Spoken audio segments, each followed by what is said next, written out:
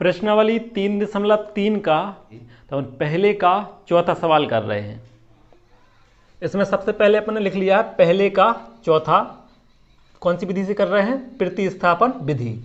इसमें अपन लिख लेते हैं दिए गए समीकरण, दिए गए समीकरण।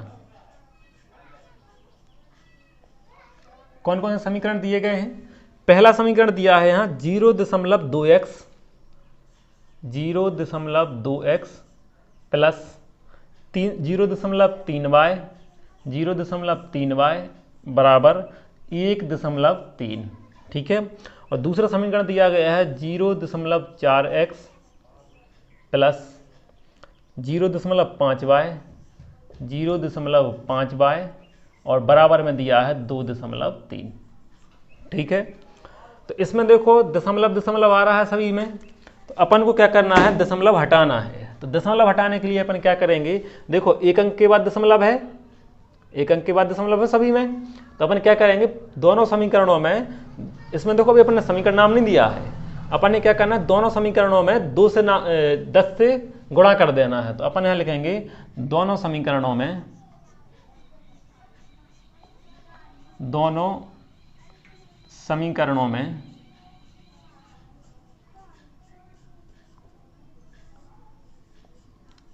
10 से गुणा करने पर, 10 से गुणा करने पर, गुणा करने पर। ठीक है। जब अपन 10 से गुणा करेंगे तो क्या हो जाएगा, इनका दशमलव सभी का हट जाएगा। देखो जैसे हम एक का दशमलव का गुणा करके बताते हैं, जैसे 0.2 है, इसमें अगर अपन 10 से गुणा करेंगे तो देखो 0.2 गुणा 10। ठीक है। अब 10 का गुणा कैसा होता है, 10 का पढ़ा पढ़ो कि दो बार पढ़ो, 10 दूनी 20 और 10 शून्यम शून्य, है ना। अब दशमलव कितने अंक के बाद है, एक अंक के बाद दशमलव है, यानी यहाँ भी अपन एक अंक के बाद दशमलव लगा देंगे। तो हमने एक अंक के बाद हमने दशमलव लगा दिया। ठीक है। अब देखो आगे का 0 से तो कोई मतलब होता ही नहीं है। अब 10 का यहाँ जो दशमलव के बाद का 0 होता है वो हमेशा हट जाता है, दशमलव के बाद जितने भी 0 होते हैं सब 0 हटा देते हैं अपन। तो जब 0 भी हट गया तो इस दशमलव का भी क्या मतलब, यानी कि अब 0.2 में अपन ने 10 से गुणा किया तो अपन कुल मिला के मिल क्या रहा है, सिर्फ 2। ठीक है। तो ऐसे जब अपन इनमें सभी में गुणा करेंगे 10 से, तो यहाँ 3 मिल जाएगा, यहाँ 13 मिल जाएगा, है ना, और यहाँ 4 मिल जाएगा, यहाँ 5 मिल जाएगा, यहाँ 23 मिल जाएगा। देखो जैसे अब 23 में और हम करके बताएंगे, 2.3 में गुणा करेंगे 10 से, तो 10 का पढ़ा पढ़ो 3 बार, 10 या 30 की शून्य, हाथ में आई 3, और 10 का पढ़ा पढ़ेंगे 2 बार, तो 10 दूनी 20 और 3 हासिल की जोड़ेंगे तो हो जाएंगे 23, है ना। अब दशमलव देख लो कितने अंकों के बाद है, एक अंक के बाद दशमलव है, तो एक अंक के बाद यहाँ उत्तर में भी अपन दशमलव लगा देंगे, तो कितना आ गया 23.0। अब दशमलव के बाद की 0 अपन सब हटा देते हैं, तो हमने 0 हटा दी तो ये दशमलव भी हट जाएगी। आ रहा समझ में, 0 हटाएंगे तो दशमलव का क्या काम, तो क्या बचा अपने, मिल गया अपने 23। आ रहा ना समझ में, इस तरह से सभी की दशमलव हट जाएगी। और यहाँ क्या बच जाएगा अपने लिए, जब अपन दोनों समीकरणों में 10 से गुणा कर रहे हैं तो क्या मिल रहा है, इस तरह से अपने बिना दशमलव हटा के, यानी यहाँ क्या मिल जाएगा अपने लिए 2x प्लस 3y और बराबर 13। ठीक है। दशमलव हटा हटा के लिख लेना, क्यों, क्योंकि अपन 10 से गुणा कर रहे हैं। अब ये जो दशमलव हटा के समीकरण मिला है इसे अपन समीकरण नंबर 1 नाम दे देना है, और यहाँ से यहाँ लिख देंगे 4x प्लस 5y बराबर 23। ठीक है। इसे समीकरण नंबर अपन को 2 नाम दे देना है। कितना समझ में आ गया। अब देखो ये अपना प्रश्न जो अपन ने दूसरा या तीसरा किया था, पहले दूसरे तीसरे 3 सवाल कर चुके, उन्हीं के जैसे समीकरण बन गए। इन्हें अगर अपन भूल जाएं तो देखो ये सब समीकरण उन्हीं के जैसे बन गए कि नहीं। अब उनके जैसे बन गए तो उन्हीं के जैसे अपन को हल करना है। उन्हें अपन क्या लिखते थे, समीकरण 1 से, तो इसमें भी लिख लो अपन समीकरण 1 से, समीकरण 1 से। समीकरण 1 से अपन क्या करते थे, या तो x का मान निकालते थे या y का मान निकालते थे। लेकिन बात है कि उनमें x का मान निकालते थे या y का निकालते थे, उनके साथ में देखो गुणांक में कुछ भी नहीं रहता था, तो बटे में नहीं आता था। लेकिन इसमें तो x के भी गुणांक में है और y के भी गुणांक में है कुछ ना कुछ, तो अपन क्या करेंगे x का ही मान निकालेंगे। तो x वाला पद अपन ज्यों को त्यों लिख लेंगे। x के साथ में क्या लिखा है 3y, तो 3y का हो जाएगा पक्षांतर। जब 3y का पक्षांतर करेंगे तो अपने इस तरफ क्या बचा रहेगा अपने लिए 2x, क्या बच रहा है इस तरफ 2x, तो हम यहाँ 2x लिख रहे हैं ज्यों के त्यों 2x ज्यों के त्यों लिख लिया। ठीक है, अब इसका तो कर रहे हैं अपन पक्षांतर, तो अपन क्या लिखेंगे अब पहले बराबर और फिर लिखेंगे 13। तो देखो जब 3y का पक्षांतर करेंगे तो उस तरफ जाके काय का हो जाएगा माइनस का, तो हमने लिख दिया माइनस का 3y। इतना समझ में आया। अभी देखो हमारा ये x का मान नहीं निकला है, x का मान अभी हमारा नहीं निकला है। क्यों? अभी निकला है हमारा 2x का मान। हमें x का मान निकालना है तो हम इसका भी पक्षांतर करेंगे बगल से। ठीक है, तो देखो ये इसका पक्षांतर करेंगे तो ये होता है गुणा में, और ये गुणा में है तो ये कहाँ चला जाएगा भाग में, मतलब इनके बटे में आ जाएगा। तो अपन यहाँ जब इसका अपन पक्षांतर करेंगे तो 2 का पक्षांतर करेंगे तो हमें क्या बचा रहेगा, यहाँ x बचा रहेगा। तो हमने x तो ज्यों के त्यों लिख दिया, बराबर का चिन्ह, और ये इसे ज्यों के त्यों लिख लेना, जो पूरा लिखा है उसे ज्यों के त्यों 13 माइनस 3y। ठीक है, और बटे में लिख देना है 2। तो देखो एक के बटे में नहीं लिखना है, पूरे के नीचे बटे बनाएंगे ऐसा, और अब लिखेंगे अपन 2। समझ में आ गया? इसे ध्यान रखना, नहीं तो अकेले लिख दिया 13/2 तो गड़बड़ हो जाएगा। ठीक है, पूरा 13 माइनस 3y इतना बड़ा बटे बनाना है और फिर लिख देना है 2। क्लियर? देखो अब मिल गया हमारा x का मान, तो जो x का मान मिला है इसे हम बना दे रहे हैं बॉक्स में, और इसे नाम दे दे रहे हैं हम समीकरण नंबर 3। इतना समझ में आ गया? जो समीकरण नंबर अपन ने इसे नाम दे दिया है 3।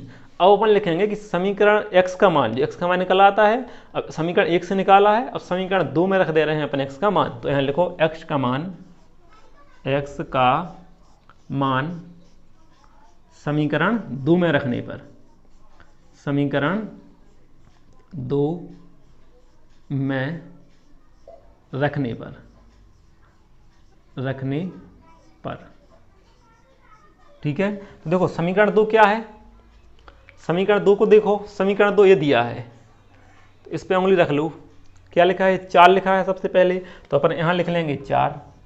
ठीक है, इसके बाद क्या लिखा है यहाँ पर x। तो देखो x का तो अपन मान ही रखना है, और x का मान कितना है 13, बराबर के जो इस तरफ लिखा है ये पूरा एक मान कहलाता है। तो बराबर के इस तरफ क्या लिखा है 13 माइनस 3y/2। तो हम यहाँ लिख दे रहे हैं गुणा लगा के, कोष्टक लगा लेंगे और लिखेंगे 13 माइनस 3y/2।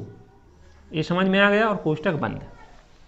जो इतना पूरा x की जगह, देखो जो x है ना, x 4 का 4 लिख लिया, और x है, x की जगह हमने इसका मान रख दिया ये इतना। ठीक है, x को हटा दिया और उसकी जगह हमने लिख दिया 13 माइनस 3y/2, ये लिख दिया हमने कोष्टक में। ठीक है, कहाँ तक मान रखा गया अपना समीकरण 2 में? यहाँ तक।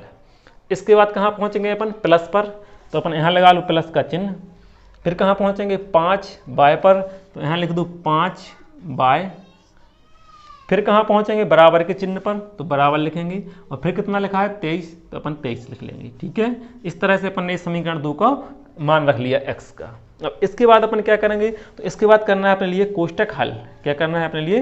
कोष्टक हल।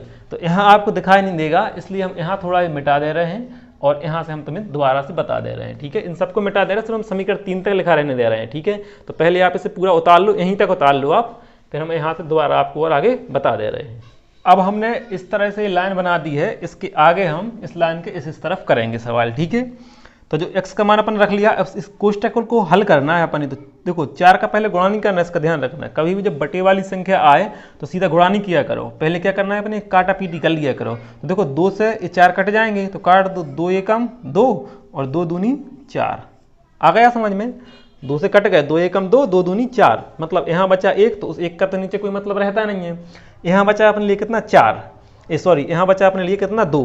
तो अब यहाँ अपने 4 से मतलब नहीं है, अब अपना जो 2 बचा है उस 2 का इस कोष्टक में गुणा होगा। समझ में आ रहा है ना?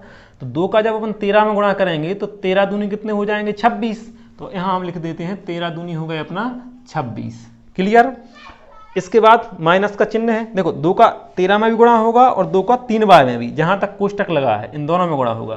तो 2 का अपन ने 13 में गुणा कर दिया गया 26, माइनस का लगाएंगे चिन्ह। इसके बाद अब 2 का गुणा देखो 3y में भी होगा, तो कितने हो जाएंगे 2 3 6y। तो अपन ने यहाँ लिख दिया 2 3 6y। क्लियर? यहाँ तक हो गया। अब नीचे से तो मतलब है नहीं, क्योंकि 1 से कोई मतलब नहीं रहता। तो अब एक कोष्टक हल हो गया। अब अपन कहाँ पहुँच गए? प्लस के चिन्ह पर, तो यहाँ अपन लगा लो प्लस का चिन्ह। अब अपन कहाँ पहुँच गए? 5y पर, तो यहाँ लिख लो 5y। क्लियर? 5y के बाद कहाँ पहुँच रहे? बराबर 23 पर, तो अपन लिख देंगे बराबर 23। इतना समझ में आ गया? अब इसके बाद अपन देखो यहाँ क्या हो रहा है, यहाँ देखो बाय बाय वाले, यहाँ देखो इन दोनों के आगे, इसके आगे है प्लस का चिन्ह और इसके आगे माइनस का चिन्ह। देखो बाय वाले, ये भी 6 भी है बाय का, 5 भी है बाय का, तो यहाँ 6y के आगे है माइनस का चिन्ह और 5y के आगे है प्लस का चिन्ह, यानी असमान चिन्ह हो रहे, और असमान चिन्ह अपन पता है कि घटते हैं, तो इन दोनों को अपन क्या करेंगे, घटा लेंगे। तो 26 तो ज्यों के त्यों उतार लो, 26 को लिख लिया हमने ज्यों के त्यों, और 6y में से 5y गए, सो बचे माइनस के बाय। अब माइनस का बाय क्यों, क्योंकि बड़ी संख्या माइनस की है, तो अपन ने माइनस लगा दिया। अब कहाँ पहुँच गए, इन दोनों को तो घटा लिया है यहाँ तक, अब पहुँचे बराबर पर, तो अपन यहाँ लिखेंगे बराबर, और फिर क्या लिखा है 23, तो हमने लिख दिया 23। इतना समझ में आ गया। अब देखो अपन ने क्या करना है, बाय का मान निकालना है। तो बाय का जब मान निकालते हैं तो बाय से जो दूर रहता है उसका अपन पक्षांतर कर देते हैं। तो यहाँ 26 का करेंगे पक्षांतर, जब 26 का पक्षांतर करेंगे तो हमारे लिए ये रह जाएगा, यहाँ से क्या बचा रहेगा अपने लिए, यहाँ पर माइनस का बाय। तो हम माइनस बाय यहाँ लिख ले रहे हैं, लिख लो माइनस का बाय, है ना, माइनस बाय बचा रहा, बराबर का चिन्ह लगाएंगे और लिखेंगे 23, और 26 का कर रहे हैं पक्षांतर, तो 26 के अभी आगे है प्लस का चिन्ह, उस तरफ जाके हो जाएगा माइनस के 26। समझ में आ गया इतना। अब क्या हो रहा है यहाँ पर, देखो ये दोनों घट रहे हैं, इन दोनों में घटाना हो रहा है तो घटा दो। यहाँ अपना माइनस का बाय लिखा है तो उसे जो लिख दो, बराबर का चिन्ह, और 26 में से 23 गए से बचे -3। -3 क्यों, क्योंकि बड़ी संख्या के आगे माइनस का चिन्ह है, तो हमने बड़ी संख्या का चिन्ह लगा लिया। अब देखो यहाँ माइनस से माइनस काट, जब भी बराबर आ जाए और बराबर में माइनस से माइनस कट जाते हैं, तो हमने माइनस से माइनस काट दिया, ठीक है। तो अपने लिए अब क्या बचा रहा, हमें मिल गया बाय बराबर 3, क्योंकि माइनस तो कट ही गया, तो बाय का मान कितना निकल आया 3। क्लियर। अब ये बाय का मान निकला है, उसे अपन कहाँ रख देंगे, समीकरण नंबर 3 में। इस समीकरण नंबर 3 ए है, तो अपन लिख लो यहाँ पर बाय का मान समीकरण 3 में रखने पर, बाय का मान समीकरण 3 में रखने पर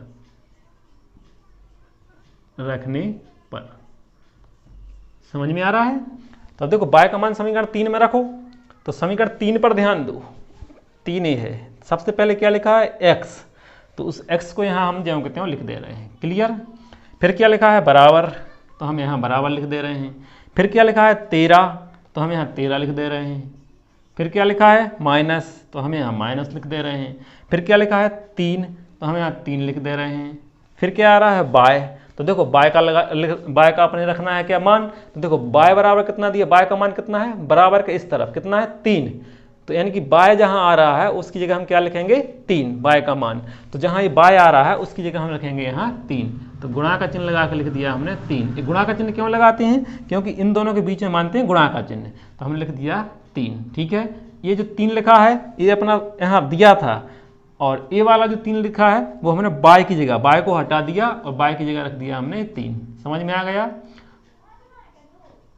अब इसके बाद क्या है, इसमें देखो और कुछ बच रहा है, तो अभी देखो बच रहा है, लाइन बनी है, बटे का चिन्ह बना है, तो हमने यहाँ बटे का चिन्ह देखो पूरे में बनाया, तो पूरे में हमने बटे का चिन्ह बना लिया यहाँ से वहाँ तक। अब इसके नीचे भी लिखा है कुछ 2 लिखा है, तो हमने यहाँ 2 भी लिख दिया। समझ में आ रहा है इतना।